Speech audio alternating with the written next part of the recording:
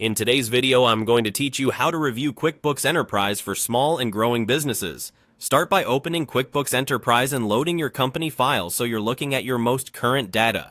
Before you dive in, think about the time period you want to review, last month, last quarter, or year to date, so your reports tell a consistent story. Head to Reports and open the Profit and Loss Report. This is your snapshot of revenue and expenses over time. Set the correct date range and choose whether you're viewing on a cash or accrual basis depending on how you run your books.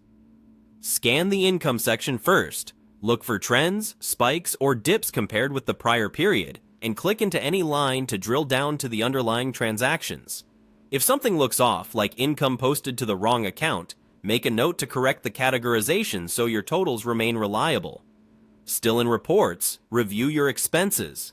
You can use expense-focused reports or drill into the expense section of your profit and loss to see where your money is going.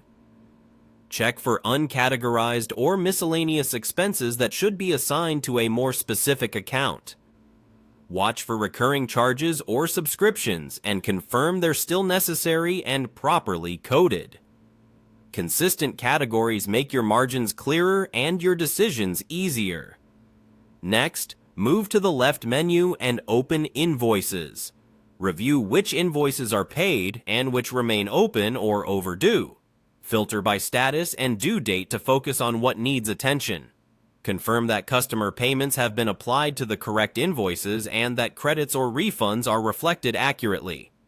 Make a short list of any invoices that require follow-up so your cash inflows stay on track. From the same menu, go to Vendors to review your bills.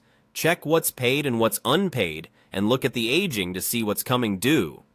Verify due dates, terms, and amounts, and confirm that recent payments were matched to the right bills.